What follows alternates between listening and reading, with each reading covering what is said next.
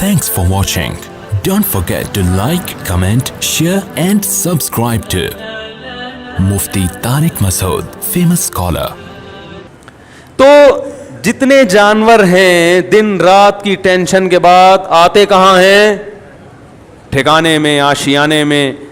انسان کے لیے بھی اللہ نے گھر بنائے ہیں. قرآن کے الفاظ ہیں جعل لکم من بیوتکم سکنا، کہ اللہ نے تمہارے لیے گھروں کو رہائش کی جگہ بنایا. سکنا جو ہے نا یعنی رہائش کی جگہ. اور اللہ نے یہ بھی فرمایا گھر بنتا ہے ریلیشن سے. جعل لکم من انفسکم ازواجا لتسکنوا الیہا، اللہ نے تمہارے لیے جوڑے پیدا کیے تاکہ تم سکون حاصل کرو. تو نکاح ہوتا ہے، گھر وجود میں آتا ہے، اور اللہ نے بتایا کہ یہ جو تمہارے گھر میں آئی ہے اس سے تمہیں کیا ملے گا؟ سکون ملے گا. تو پتہ چلا یہ تو سارا پروسیس ہے کس کے لیے؟ سکون کے لیے بھائی.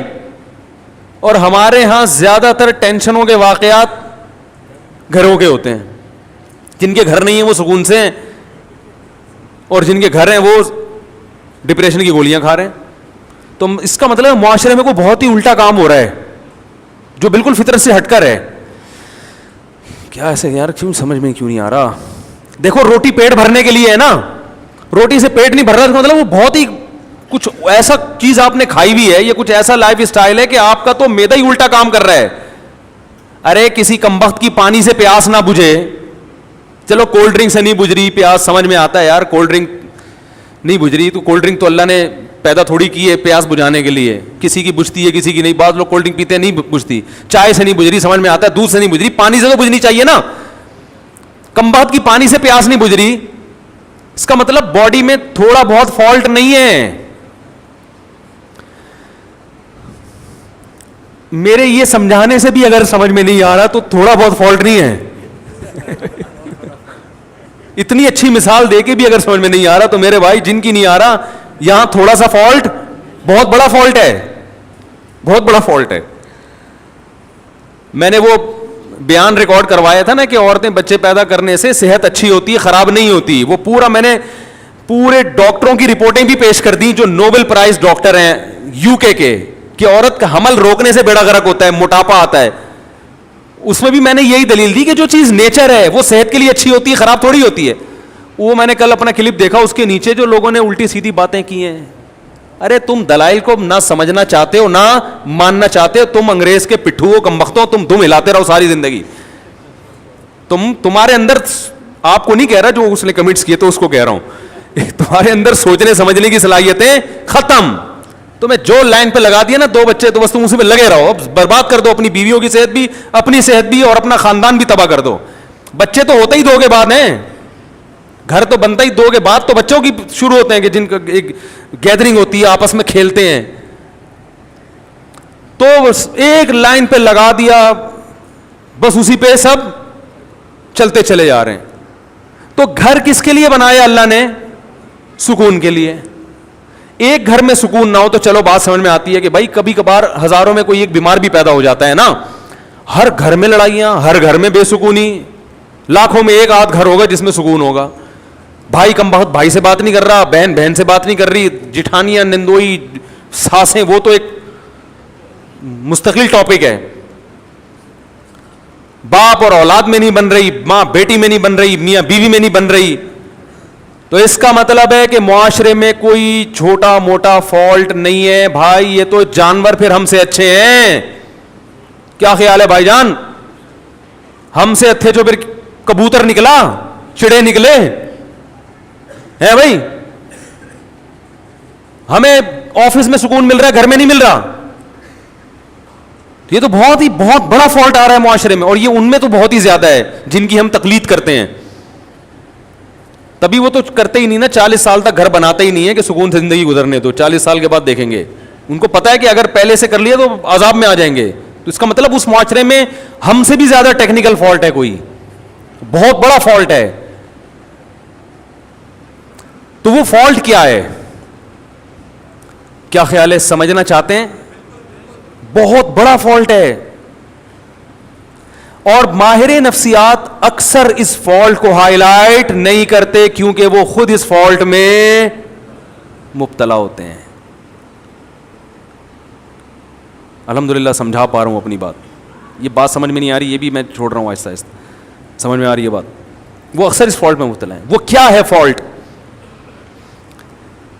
کہ جب تک حقوق کا دائرہ کار متعین نہیں کیا جائے گا کبھی بھی اتحاد اور محبت پیدا نہیں ہو سکتی. اس کو ایک اور اسٹائل میں بیان کرتا ہوں, دوسرے اسٹائل میں. جب تک ظلم ختم نہیں ہوگا گھر میں محبت پیدا نہیں ہوگی, اور ظلم کو جب تک ڈیفائن نہیں کیا جائے گا کہ ظلم کی ڈیفینیشن کیا ہے, ظلم ختم ہو نہیں سکتا. نہیں آ رہی بات؟ جو مذہب کو فالو نہیں کرتے, خدا کی قسم لا الہ الا اللہ, قیامت تک الٹے لٹک کے پی ایچ ڈی کر لیں نفسیات میں, وہ ظلم کی ڈیفینیشن بیان کر ہی نہیں سکتے کہ ظلم کہتے کسے ہیں. کیونکہ ظلم کہتے ہیں کسی کا حق ادا نہ کرنا. جب آپ کو پتہ ہی نہیں ہوگا اس کا حق ہے کیا, تو ادا نہ کرنا اور کرنا کیا کیا کیا ڈیفینیشن ہوگی, پتہ کیسے چلے گا کہ حق کی ادائیگی کیا ہے اور عدم ادائیگی کیا ہے؟ کیونکہ حق کی ادائیگی کس کا کس پر کتنا حق ہے, کیا حق ہے, وہ نہیں ادا کرے گا تو لڑائیاں ہوں گی نا. میں سمجھ رہا ہوں کہ اس کا مجھ پر حق ہے, وہ سمجھ رہا ہے کہ ہے ہی نہیں, تو کیسے معاملہ چلے گا؟ یہ فیصلہ کون کرے گا کہ یہ مطالبہ درست ہے یا غلط ہے؟ یا تو یہ اسلام بتائے گا. اسلام اگر نہیں بتاتا تو پھر پوری کائنات بیٹھ کے یہ ڈیفائن ہی نہیں کر سکتی کہ کس کے کس پر کیا حقوق ہے, اس میں اختلاف پیدا ہوگا.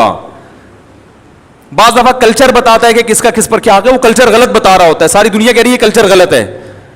دیکھو کلچر تو یہ کہتا ہے عورت کو چاہیے کہ جہیز لے کر آئے. کیا خیال ہے, کہتا ہے کہ نہیں کہتا؟ لیکن ساری دنیا کہتی ہے یہ کلچر غلط کہہ رہا ہے. انڈیا میں جہیز نہ لانے پر جلا دیا گیا بہوؤں کو, ایسے واقعات ہوئے, اس لیے کہ وہ کہہ رہے ہیں ظلم کیا, ہمارے جہیز کیوں نہیں لے کر آئی. ملکی قوانین بعض دفعہ بتاتے ہیں تو ملکی قوانین عاجز ہیں یہ بتانے سے کہ کس کا کیا حق ہے. آپ پوچھ لو جو لا ہے نا, اس آپ بولو بھائی یہ نہیں چاہیے, یہ نہیں چلے گا گھر میں. اختلاف اور لڑائی کو ختم کرنے کے لیے سب سے پہلا اصول یہ ہے کہ آپ کو یہ پتا ہونا چاہیے, باپ کو یہ پتا ہونا چاہیے کہ بیٹے کے اوپر میرے کتنے حقوق ہیں. میں اس حد تک بیٹے کو اپنا پابند بنا سکتا ہوں, اس سے آگے مجھے اللہ نے حق نہیں دیا, اس سے آگے یہ خدا نے میرے بھی اختیارات سلب کر لیے ہیں. شوہر کو پتا ہونا چاہیے بیوی کو میں اس حد تک اپنا پابند بنا سکتا ہوں, اس سے آگے کام میں اس سے بولو بھائی نہیں لے سکتا, یہ میرا رائٹ ہی نہیں ہے. عورت کو پتا ہونا چاہیے اس حد تک شوہر سے مطالبات منوا سکتی ہوں, اس سے آگے اللہ نے باؤنڈری کھینچی ہوئی ہے, مجھے آگے جانے کی اجازت نہیں ہے. ساس کو پتا ہونا چاہیے اس حد تک بہو میری خدمت کرنا اخلاقی ذمہ داری ہے, وہ بھی یہ پتا ہونا اخلاقی ہے یا قانونی, یہ بھی پتا ہونا چاہیے. کچھ چیزیں اخلاقی ہوتی ہیں, قانونی نہیں ہوتی. اخلاق کا دائرہ کار اخلاق کی حد تک ہی ہوتا ہے. ارے پڑوسیوں کو پوچھنا اخلاقی ذمہ داری ہے نا, آپ نہیں پوچھ رہے تو کیا وہ کیس کر سکتا ہے آپ کے خلاف؟ بھائی حدیث میں آتا ہے کہ وہ شخص مومن نہیں ہے جو خود پیٹ بھر کے کھائے پڑوسی بھوکا سوئے. لیکن آپ پیٹ بھر کے کھا رہے ہو, پڑوسی بھوکا سو رہا ہے, گناہ ملے گا قیامت میں. لیکن اس بیس پہ پڑوسی آپ کے خلاف کیس نہیں کر سکتا, لڑ نہیں سکتا آپ سے. وہ حدیث میں تو آتا ہے تو پیٹ بھر کے کھا رہا ہے اور جو ہے نا میں بھوکا ہوں, اب گریبان پکڑ لیا, تو یہاں ظالم کون ہوگا؟ وہ پڑوسی ہوگا. بھائی اخلاقی ذمہ داری ہے کہ آپ پیٹ بھر کے کھا رہے ہو, لیکن آپ کی ہے, اس کی نہیں ہے, وہ نہیں مطالبہ کر سکتا. کچھ چیزیں اخلاقی ہیں, لیکن ہمارے ہاں کس کا کیا حق ہے یہ یونیورسٹیوں میں نہیں پڑھایا جاتا. ماہر نفسیات کو پتہ ہی نہیں ہوتا کہ حق کیا ہے, تو بیچارہ گائیڈ کیسے کرے گا؟ ہائے ہائے کیسے سمجھائیں.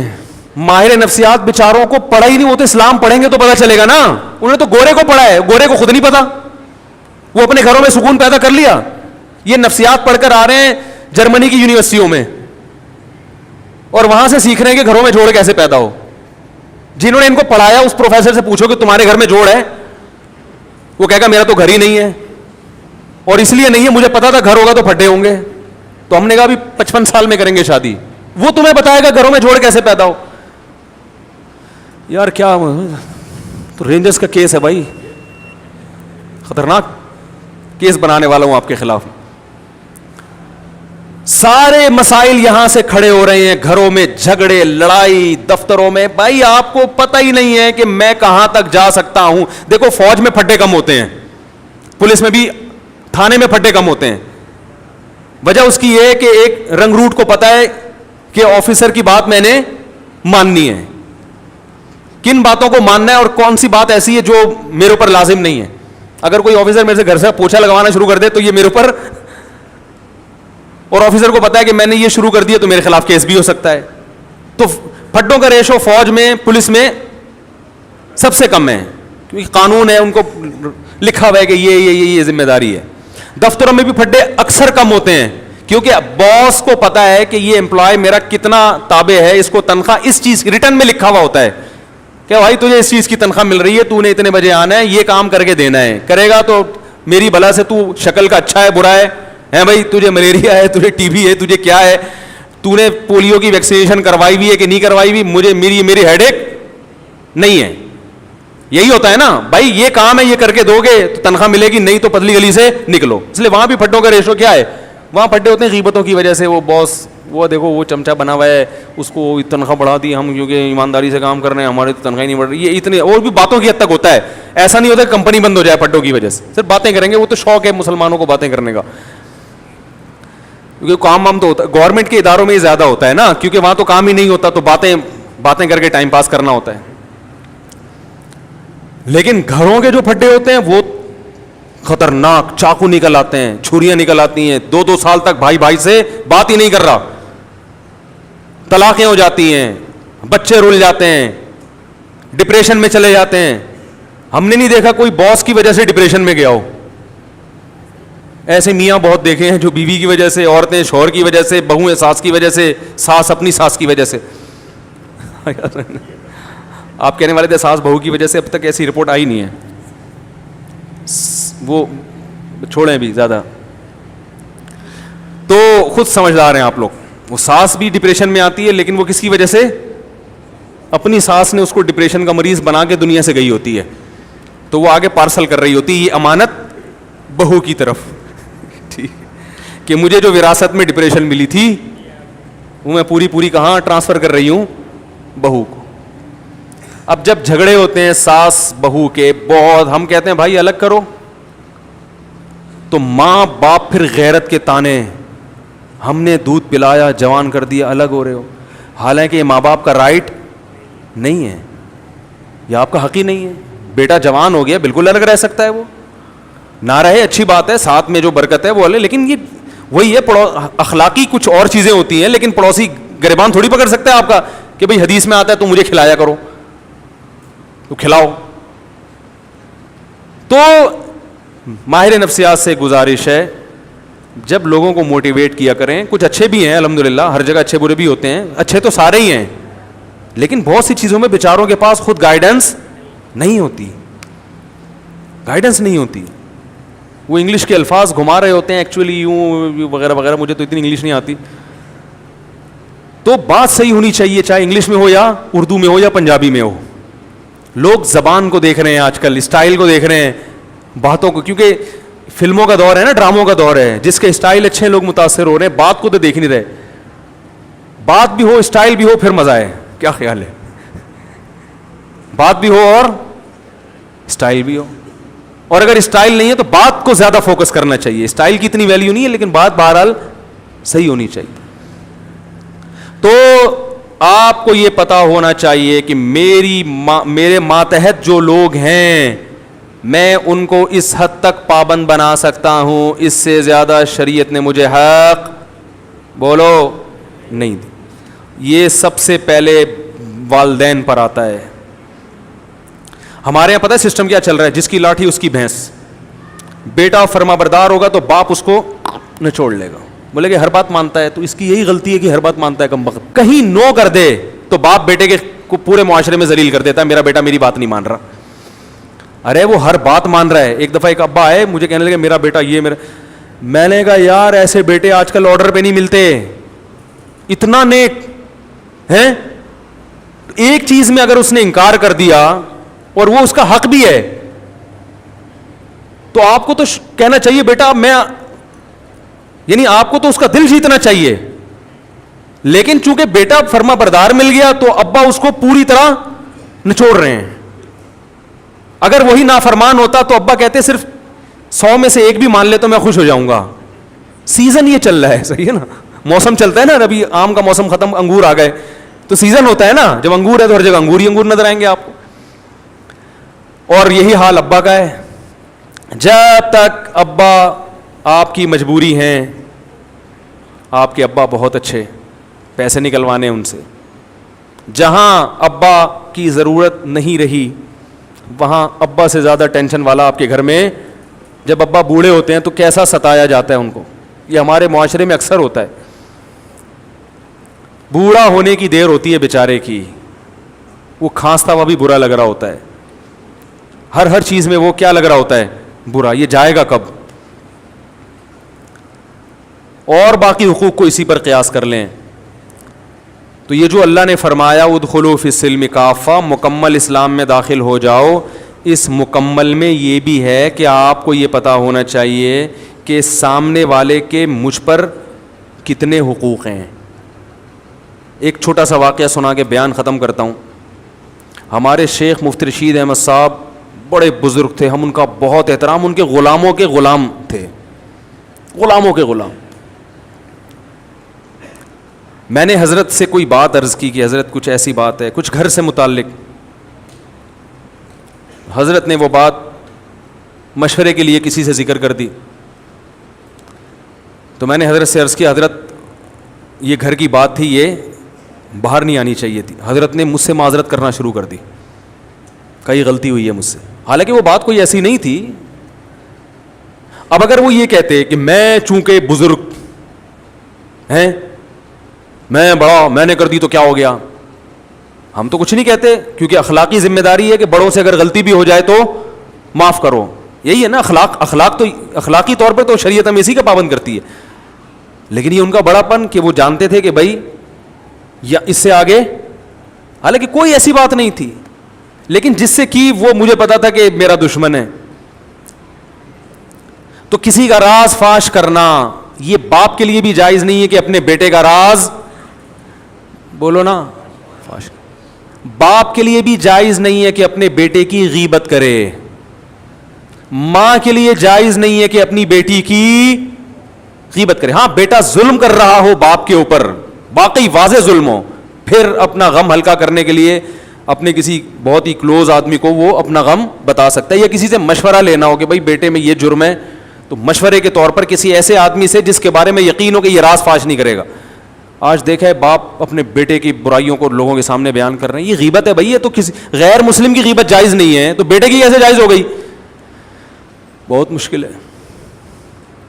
بیٹے کی غیبت بھی جائز نہیں ہے, ماں کے لیے بیٹی کی غیبت بھی جائز, اور بیٹے کے لیے باپ کی تو اور زیادہ گناہ ہے. لیکن یہ گھروں میں ہو رہا ہے. جب بیٹا سنے گا کہ میرا ابا فلاں فلاں کو پکڑ کے میرے بارے میں برائیاں کر رہا ہے, تو اس کا مطلب پھر گھر میں سکون, بولتے کیوں نہیں ہو سکتا, پھر نہیں ہوگا. اس کے دل میں ایک نفرت کے جذبات پیدا ہوں گے. ہم تو یہی کہیں گے بھائی باپ ہے صبر کرو, لیکن بہرحال نفرتیں پیدا ہوں گی اور لڑائیاں ہوں گی. پھر جب باپ کو سمجھایا جائے اور وہ تکبر میں آئے کہ نہیں میں نے کر دی تو کیا ہے, اس کا مطلب فالٹ کہاں ہے؟ آپ میں ہے. سمجھ رہے ہیں ٹیکنیکل فالٹ کس میں ہے؟ اس لیے اسکرو پانے لے کے بیٹھا کریں, جہاں کہیں فالٹ نظر آ رہا ہے اس کو فوراً ٹائٹ کروا لیں. اور یہ علماء سے ٹائٹ ہوتے ہیں, فوراً پوچھیں حضرت اس میں بتائیں غلطی پر کون ہے. تو یہ بڑا لمبا موضوع ہے کہ کس کے کس پر کیا حق ہیں, وہ بیان ہوتے رہنے چاہیے تاکہ ہمیں پتہ چلے کہ ہمیں یہ تو ہر آدمی اس چکر میں کہ فلاں کے مجھ پر فلاں پر میرے کیا حقوق ہیں, اس میں تو پتہ ہے سب, ہر آدمی اس کو نچوڑنے میں لگا رہتا ہے. لیکن میری باؤنڈری کہاں تک ہے؟ ماں باپ کہتے ہیں, مجھ سے اکثر فون آتے ہیں کہ والدین کے حقوق پر پلیز بیان کریں, آپ والدین کے حقوق پر بیان کریں. اور اتفاق سے میں کر دیتا ہوں اولاد کے حقوق پر. بعض دفعہ ایسا بھی ہوتا ہے, وہ کہتے ہیں یہ کیا بات ہوئی, میں کہتا ہوں بھائی اس پر بھی کریں گے لیکن ساتھ ساتھ اس پہ بھی تو ہونا چاہیے نا, اس پہ بھی تو ہونا چاہیے, دونوں چیزیں ضروری ہیں. تو تو اللہ تعالیٰ سے دعا ہے کہ اللہ ہمیں مکمل اسلام میں داخل ہونے کی توفیق عطا فرمائے. علماء نے لکھا ہے کہ استاذ مدارس میں نا شاگرد استاذوں کا بہت احترام کرتے ہیں, لیکن استاذ کے لیے کسی شاگرد کو فاسق و فاجر کہنا جائز نہیں ہے. سمجھ رہے ہیں؟ فاسق و فاجر کہنا جائز, زانی کہنا جائز نہیں ہے کہ یہ الزام ہے. تو اللہ نے ایک باؤنڈری رکھی ہوئی ہے, اس سے آگے آپ کو نکلنے کی اجازت نہیں ہے. کمیٹی ہے مسجد میں تو امام کو کمیٹی سے آگے نکلنے کی اجازت, بولو نا بھائی, نہیں ہے. وہ کمیٹی کا پابند ہے. بعض جگہوں پر ایسے ہوتا ہے امام کمیٹی کو لفٹ ہی نہیں کرا رہا ہوتا, کہتا ہے میں چونکہ امام ہوں, میں چونکہ, وہ چندے کے حساب دینے کے لیے تیار نہیں ہے کمیٹی کو. بھائی جب آپ کسی کمیٹی کے تابع ہیں تو جتنا چندہ آ رہا ہے آپ کے باپ کو بھی حساب دینا پڑے گا. بعض ائمہ, سب نہیں, اکثر تو الحمدللہ صحیح ہوتے ہیں, لیکن بعض جگہوں مسجد پہ کیس آتے ہیں امام حساب نہیں دے رہے, کہہ رہے کون مجھ سے کون ہوتا ہے حساب لینے والا, میں تو مفتی ہوں, میں تو بزرگ ہوں, میں تو فلانا ہوں, میں کیا کرپٹ ہوں. بھائی آپ چور ہوں, کرپٹ ہو, آپ نیک ہوں. جب مسجد کا ایک رسید ہے, کوئی چندے کا سسٹم ہے, تو آپ کو اخپل طریقے سے چندہ کرنے کی اجازت, بولو بھائی, نہیں. اخپل لفظ یاد رکھ لیں, بہت سارے کام اخپل طریقے سے کرنے کی وجہ سے غلط ہو رہے ہیں. وہ مجھ سے اب لوگ آ کے پوچھتے ہیں حضرت اخپل کا مطلب کیا ہے. پرسوں ایک صاحب اخپل کا مطلب پوچھنے کے لیے آیا تھا, تو وہ پابند ہے. اسی طرح کمیٹی پابند ہے کہ وہ امام کا احترام کرے, اس کے ساتھ ایسے پیش نہ جیسے ملازمی, ہوئے ادھر ہوئے ٹائم دیکھ رہا ہے کیا ہو رہا ہے, تمہیں بولا تھا 40 پہ نماز 45 پہ کھڑی کر رہے ہو تم, ہیں تمیز سے, ٹھیک ہے نا, ریکویسٹ کے ساتھ. تو مسجدوں میں بھی لڑائیاں, گھروں میں بھی, اللہ تعالیٰ ہماری حفاظت فرمائے اور ہمیں یہ جاننے کی توفیق عطا فرمائے کہ ہمارا کس پر کتنا حق ہے. Thanks for watching. Don't forget to like, comment, share and subscribe to Mufti Tariq Masood, famous scholar.